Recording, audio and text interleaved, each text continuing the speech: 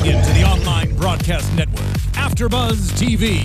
Over 20 million weekly downloads in over 150 countries, and your #1 source for after-show entertainment.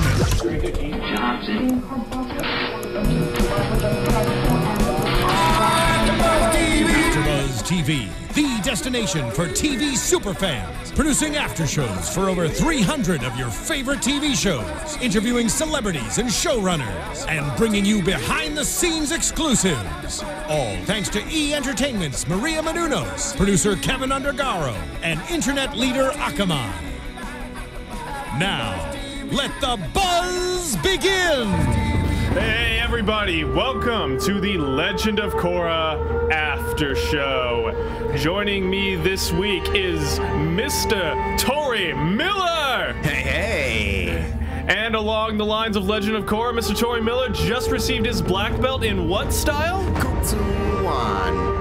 So yeah, you're the most qualified person on this panel to be talking about all of these crazy martial arts shenanigans. And ladies and gentlemen, I'm John Quick. Unfortunately, Miss Liz Rishmawi will not be joining us this week as she is currently gallivanting all across Japan. Jealous.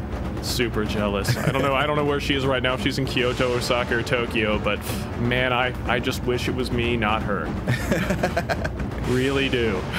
Well, we'll bend the timeline and switch you guys. Does that sound good? I can live with that. I can definitely go forward. But speaking of going forward, gotta just talk about this episode. So this is episode 4, The Calling, and very kind of strange episode in a lot of ways. It was kind of a character-centered episode, mostly all around Tenzin's 3 kids on their quest to find Korra, and then Korra in the swamp, talking with Toph, trying to actually make that connection with her spiritual side and let go of her, like past. Yeah. I mean, I felt like, I guess it seemed duly put, or it seemed to be in a good place because we had just had a really intense episode last week. And so they're like, all right, we'll introduce some levity into the series just to kind of get people back on track, make them know that we're not going to be a sob fest the whole time.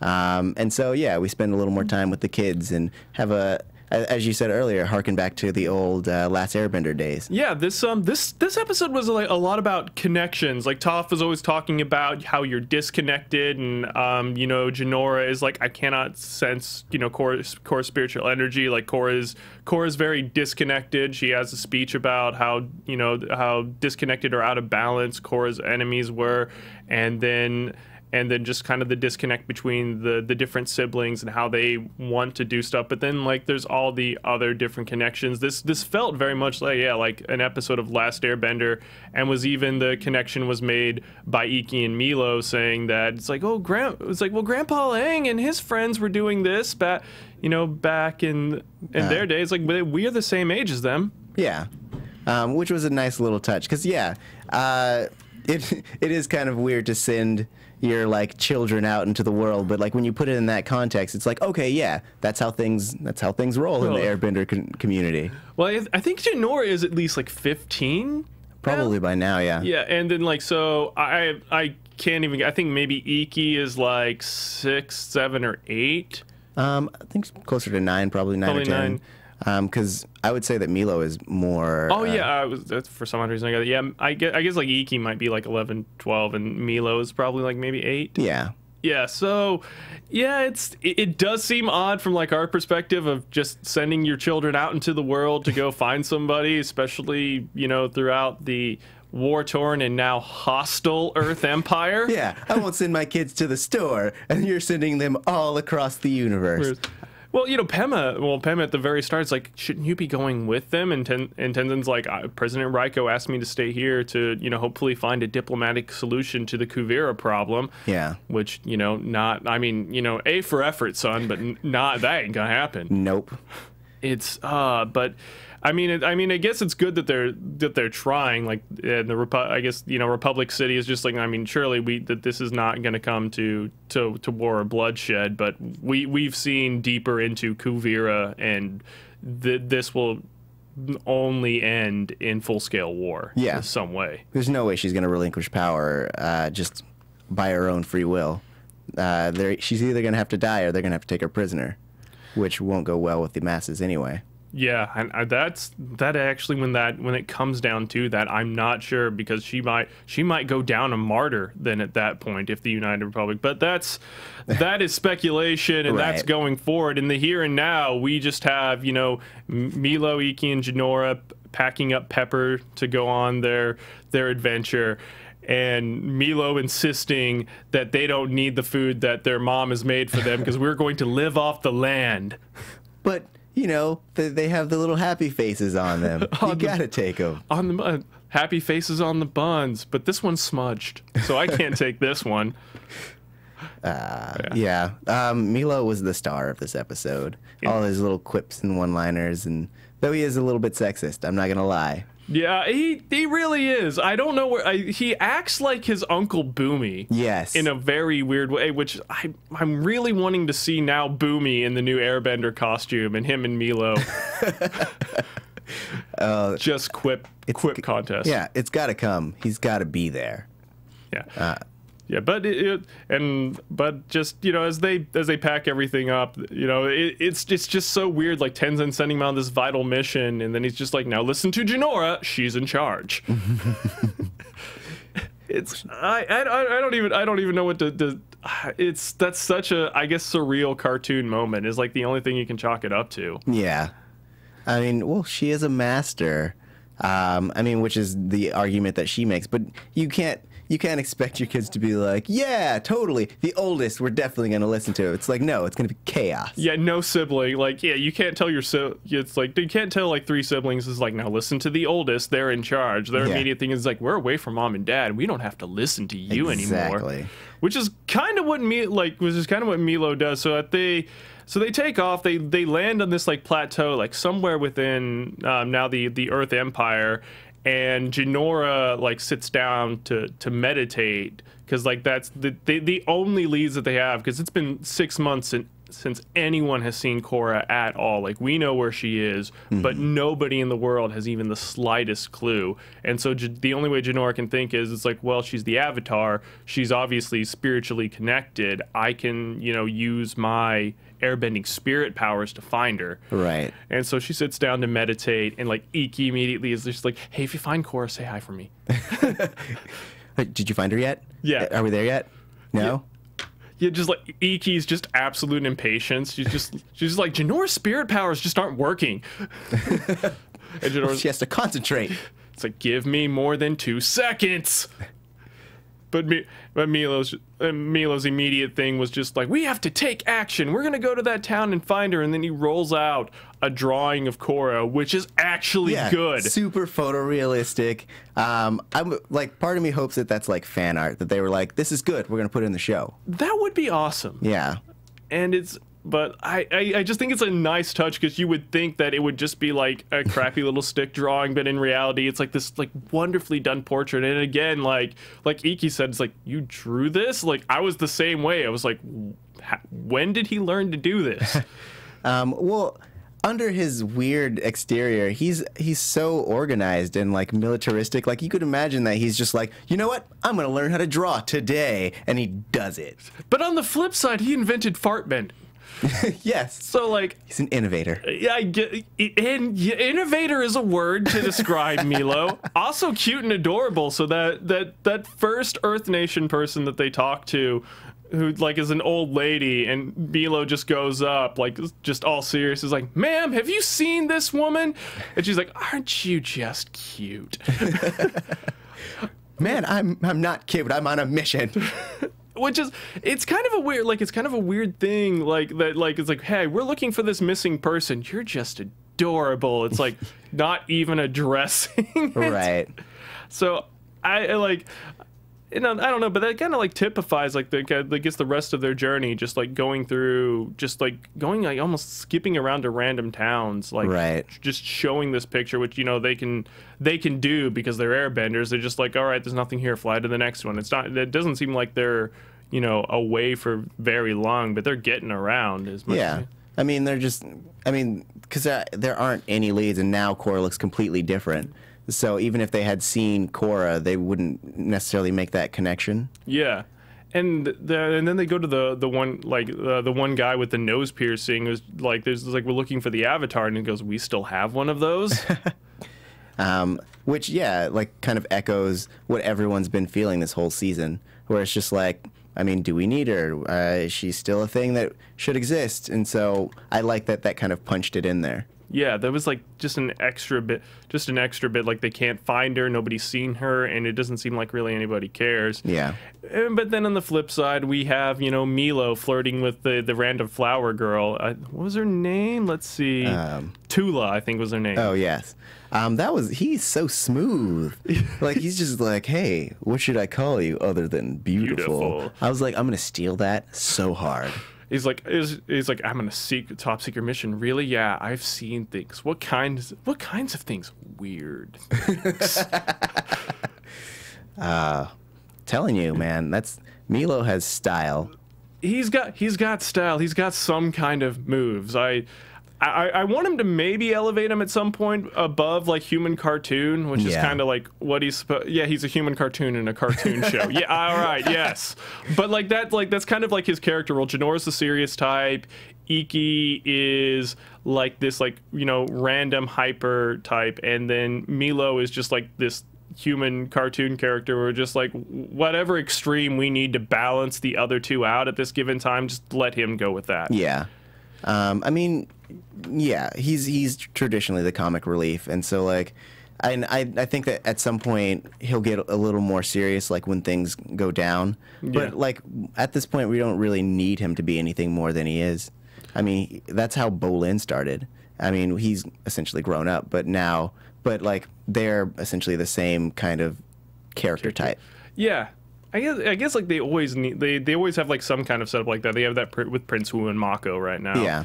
And so like but like after like we're a good like, you know, bit into this episode before they finally get their first lead where they run into the sushi guy. Mm-hmm. Which isn't even like a solid lead. It's just like, hey, Korra was here, and then that's it. He was like, it was 6 months ago. So it's just like they're almost like exactly where they started. Yeah. And which Milo expresses the frustration and blames Iki for it. Just it's always Iki's fault. Just the way you do. It's surprisingly for characters that really haven't had a genuine amount of like screen time, except for like a little bit in like season 2. Yeah. And, you know, Jinora got, like, a lot of development, but Iki and Milo have just been, like, the two weird kids in the background. Like, now we're seeing kind of, like, what their sibling dynamic is and, like, how they react to everything. So, you know, that's... I guess it's, like, all this first part of this episode is just setting up, like, who these characters are when we get into the meat of it later. Yeah. Just kind of showing us where they've come to and who they have become, I guess. And, like, I was talking to Katie, our former host from last season, and she was saying that everything that happened, especially with Iki, was like classic middle child stuff, and so like that was where the main epicenter of feels was. Later when she gets like just throughout, like how they're treating her, like because Milo has his own ideas and Jinora is trying to be the serious one, and then no one's listening to her because she's on the middle ground of this. Yeah.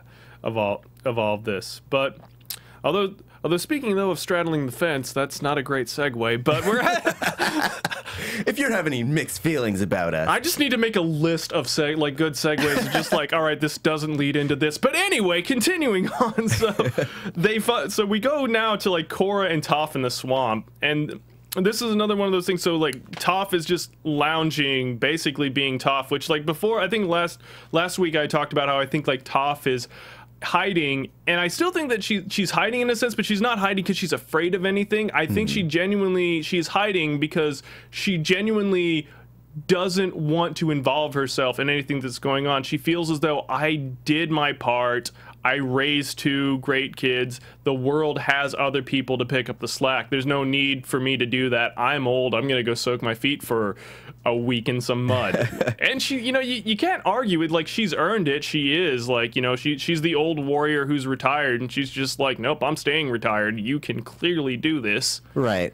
And, like, this swamp, in essence, is the best place for her. Like, she can feel connected to everything that she loves. She can see her friends. She can convene with the spirits. Like, I think that for her being this like wise sage person, it's literally the only place that she could feel at home. Like if she went back to the city, it would just be like it would feel for someone who like maybe went to the mountains and they came down to the city, the air would be different. Everything would feel so out of place. Well, it's like, well, you know, it's kind of going back to like Toph really is a gross, uncouth person. That's who she's always been. She's what she really is. Yes. And so the city is not a fit for her. That's like who she had to pretend to be for her parents, is like who she would have to be in the city. But out in the swamp, you know, she can do nothing for days on end, which just Korra complains about. We didn't do anything yesterday or the day before that. How about you tell me a story about your travels with Avatar Aang? Well, it's like, well, I threw a bunch of rocks at the Avatar. He whined a lot. Sokka fell in the hole. The end. So concise. And battling the Fire Lord. It was really hot. I think I was on an airship, and I think a turtle showed up at one point. Good times. I think all that was covered in the musical, right? Yeah. Well, I mean, I think that she's trying to stay more hands-off because, like, the last that we had seen her, she's like, this is your problem, and you have to find a way to deal with it. And so this is her way of kind of just taking a step back.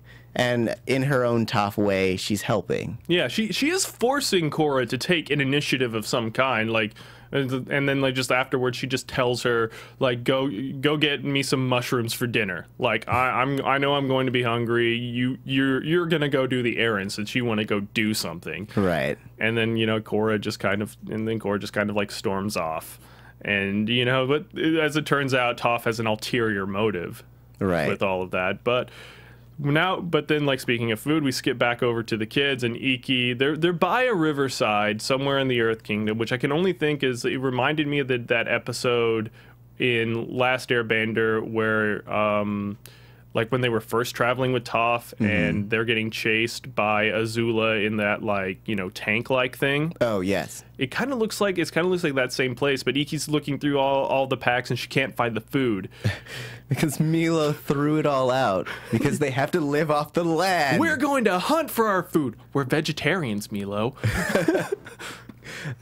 You can hunt vegetation, which we find that they cannot. Milo certainly can. I mean, he can find vegetation, whether you should be eating it or not.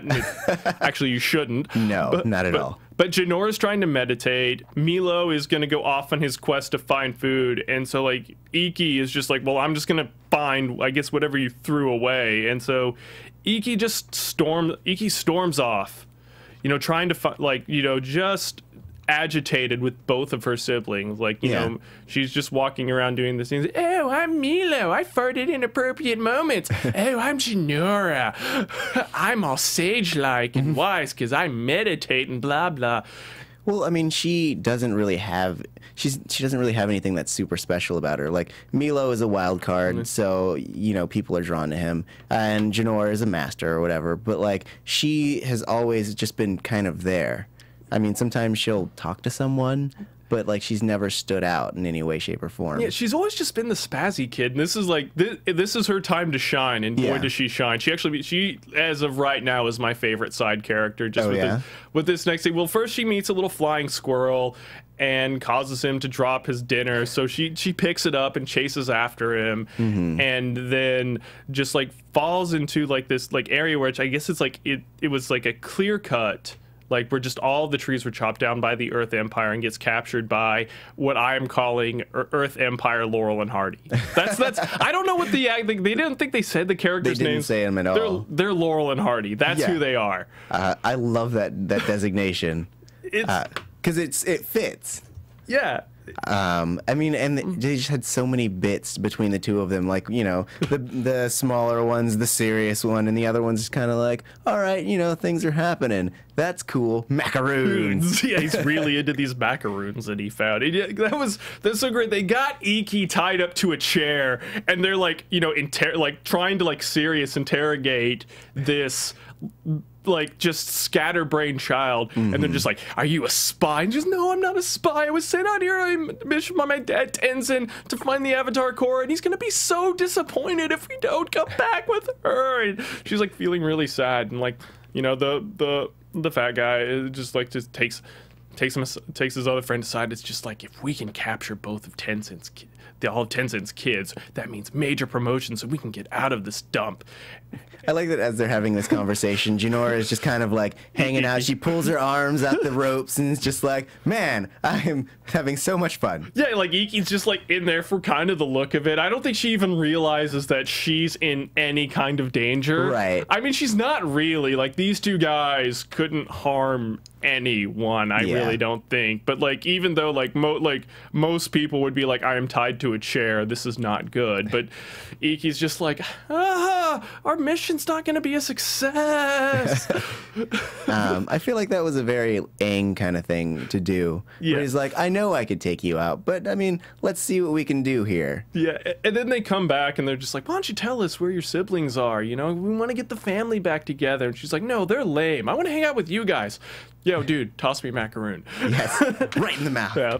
It's great. Oh, yeah, but even at that moment, she asks, like, where'd you get those macaroons? It's like, I found this whole bag down by the river. And there's even handwritten notes inside all of them. You're my most handsome little man. That was my favorite part. Just because, like, I like to imagine that he was this, like, attention-starved guy growing up. And, like, all of these, he's like, these were written specially for me from my mommy.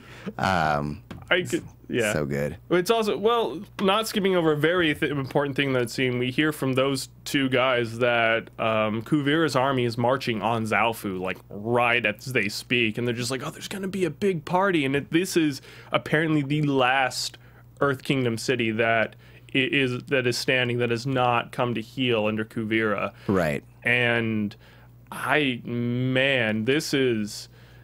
that's next episode, and we have to continue on, and we're continuing. But speaking of intense moments, so Korra, you know, walking through the swamp, she's following Toph's directions, finds the boulder with the rock with a hole in it, and then she just starts getting, you know, flashes and seeing visions of like all of her enemies and like the times in which they've like, you know, hurt her or, you know, or like actually managed to damage her, and it's just like this really intense, and she falls down and she doesn't know how to deal with this. And this is like, you know, which is, you know, Toph tells her later, the swamp trying to speak with you because it knows you want to heal yourself, but you have to face this. And we're seeing that Korra isn't. And yeah, I mean, she's all about avoiding her issues. And like, and that's what I kind of had theorized when she was seeing her avatar form everywhere, was just this, it was her avatar state trying to communicate with her, but she was always running away from it, so it had to get aggressive at some point. And like Toph kind of just drove that home, in that like she's avoiding the idea of getting hurt in the future, and so it's essentially stifling her progress. And then just for like a quick this quick levity moment. So like Milo and Jinora, the whole purpose of this scene is to set up that Milo really sucks at living off the land. Yes. And that they notice that Iki is missing. But it was a funny but juvenile moment when he walks up with these like very, like, I don't know what kind of berries they were, but they're poison berries. I guess so. It was like surprisingly crude that you actually saw Pokey like throw up on screen. Right. Yeah. It was gruesome. So. I was actually more disturbed by his face, with just like the bags under his eyes and like the purple in his teeth. That was to me it was the equivalent of when Korra was getting the poison in her, just like the dry lips and that whole thing. The artists are really good at faces. Yeah, they are. And now we skip as they like, wait, Iki's missing. Oh, we better go do something. Then we see Iki talking with Laurel and Hardy, and you know they're bonding right now. And then they're just like, and she's telling them about their mission, and they bust out like a map, and they said, well, we have troops everywhere, you know, and nobody has reported seeing her. And then she points to the Great Swamp. She goes, what about here? And they're like, oh, that's the swamp. Nobody goes in there, and Iki just like putting it all together. It's like, that's got to be it. Yeah. And then they're like, you know what? We're gonna help you. Let's get those ropes off you and get you back to your siblings. And then, you know, Milo and Jinora bust in and just knock them sideways. I mean, old times, that would have been so heroic, but it's just like, these guys were gonna help us. I guess they're not. But it was nice that Iki took the time to leave them some snacks and apologize. It was not. It was a good touch. I think that was my cementing moment. It was just like, I love you so much. And now we cut back to, speaking of the swamp, we cut back to Toph and Korra in the swamp. Korra has just been sitting on this like tree branch, like hugging her knees, and like Toph's like, "Have you found my dinner yet?" Where's my dinner? It's like, I don't have time for this. And then that's when Toph goes and to like basically just like the breakdown, like giving it to her like in the Toph fashion, which is very much like, I'm not going to be subtle about this. I'm not going to be coddling. It's just like, all of your enemies, because of course Toph knows about all of them thanks to the swamp. Yeah, like it's like all of them were out of balance, much in the same way that you are. They took their idea. They had good ideology. Oddly enough, Amon wanted equality. Yeah. Unalaq just wanted to unite the spirits back. And Zahir wanted to destroy despotism and freedom. But as she said, that they were all out of balance within themselves, and they took their idea, and that caused them to take their ideologies too far. Right. And that's why you've lost touch. Why you can't get this metal out of you? Because you're out of balance. You're carrying around all of those. It's like all of those enemies. It's like, how can you fight a new threat when you're still fighting your old battles? Yeah, and I liked that scene because it also kind of highlights that with the exception of Unalaq, like Korra's enemies haven't all been like, I'm evil just to be evil. They've all had validity to everything that they do. I mean, it's just they are the extremes of what those points are. Yeah. I mean, even Kuvira, not to keep harping on her, but like even she isn't necessarily wrong. I mean, she has taken control where it doesn't belong to her, but like they all have valid points. Yeah, well, it really is like, well, you could say that Amon was just manipulating people, and he was like truly a bad, but his cause wasn't bad. Like, equality for non-benders.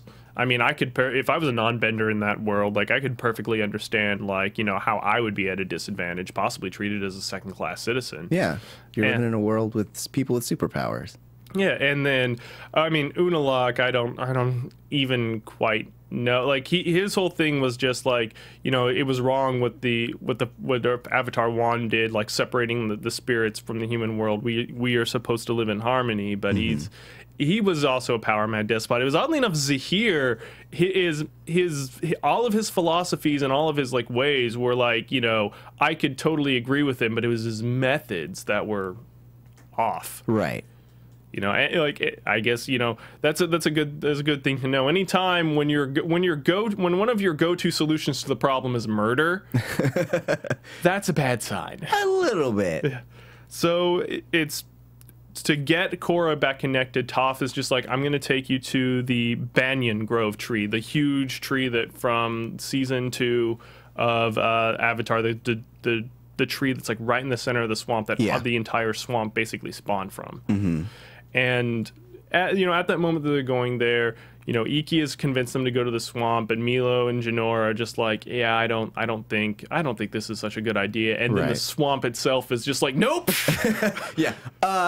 It's right. Listen to your sister. Best ideas, drags them down, and still even then Milo and Jinora are just like, no, there's nothing here. Jinora's like, I can't sense her energy at all, and Iki's just like, you haven't sensed her energy the whole time.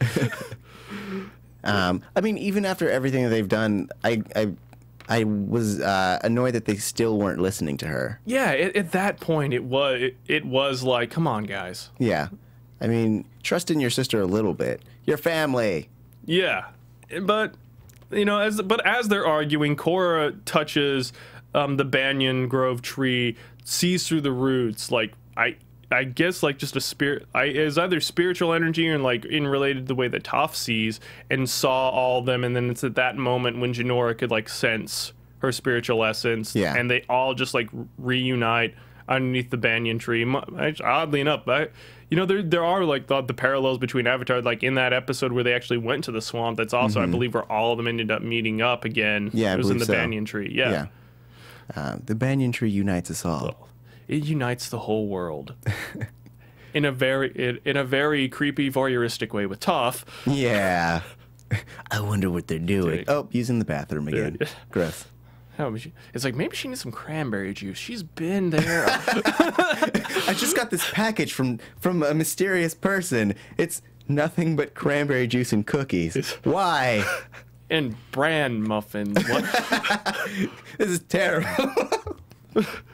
But all the kids arrive, and you know there's a great, you know, just like reuniting scene where like you do kind of forget that Korra trained with all of them in airbending like every single day. So of course they're like, she's almost like a big sister to them. Yeah.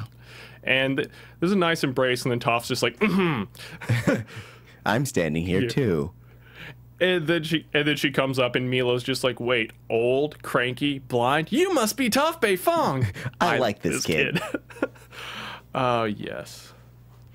So it's at that moment that like Korra for the first time hears from somebody, we need the Avatar. Yeah. Like, things are bad. We need you back. And, you know, I guess that's the only... It is a weird perspective, because like if you look at it, well...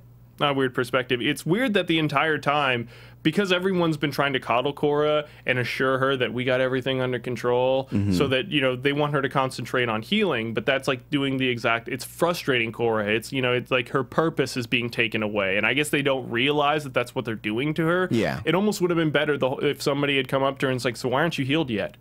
Get on top of it. Because I don't know how. Yeah. And I guess that's like that, like maybe that's like really paradoxically, maybe that's what Korra needed, was that somebody, and it was after that when they went back to Toph's cave, and you know Korra's like, I'm ready, and then Toph's like, no, you're gonna do this time. Yeah, this is all on you, kid. And Korra manages to, like, at that moment she bends the metal out of her, and then Toph seals it away. Nice. Yeah. I mean, I think because the whole thing about it is that her journey was internal. Like, it's always been her own mental blockage that has kept her from healing, both physically and mentally. So that was a really great moment. I couldn't even imagine how much pain she must have been in bending that out of her own body. It looked like it was like it was kind of one of those things that like it was kind of painful at first, but like as it came out, like you could see that she was feeling better, and then at the very end she connected with her avatar state. Right. And so like she's back 100%. So, Korra's back, baby. And just in the nick of time. Yeah. As if you've seen the previews for the next episode, we'll see. But Korra now earns a hug from Toph, which is not lightly given. Yeah. No, those aren't given out easily. And, you know, flies off with the kids. I don't know if they're going to Republic City or where, probably to Republic City. Yeah, just to kind of check back in with Tenzin. Yeah, and then if we've seen the previews of next week, Zhao Fu is under attack from Kuvira and her forces, and apparently Kuvira is planning on using Bolin somehow. Oh, really? I think it's to convince, because I can't see Bolin. This is the thing. I can't see Bolin actually attacking or using his lava bending to somehow hurt Zhao Fu, because that's... Yeah, it's against his character. It's against his character, and then like that's Opal's home, and yeah, like I'm not sure. Maybe it'll be a dark turn for him, but we'll have to see next week. And that wraps us up for this episode. And just, I guess, like really excited. We're gonna have to see what the Battle of Zhao Fu. I don't think that's the title of the next episode, but that's what's gonna be happening. Yeah, I'm super excited about it. It should be really good. Bring us back to action. And we get to see those mechs. Yes! The battle suits. All right, ladies and gentlemen, that is it for the week. Don't forget to find us on YouTube and iTunes. Please 5-star, comment, and let us know how we're doing. And Mr. Miller, where can they find you? You can find me on Twitter at TauriJ. That's TaurijAY. You can also find me on Tuesdays on the Flash panel and the new Constantine panel on Sundays. How about yourself? Well, you can find me on Twitter at @NowQuick, and I'm also on the Attack on Titan panel. Last episode next week, so be sure to tune in for that. Yeah. And thank you so much for joining us. We'll see you guys next week. From executive producers Maria Menounos, Kevin Undergaro, Phil Svitek, and the entire AfterBuzz TV staff, we would like to thank you for listening to the AfterBuzz TV network. To watch or listen to other after shows and post comments or questions, be sure to visit AfterBuzzTV.com. I'm Sir Richard Wentworth, and this has been a presentation of AfterBuzz TV. Buzz you later. The views expressed herein are those of the hosts only and do not necessarily reflect the views of AfterBuzz TV or its owners or principals.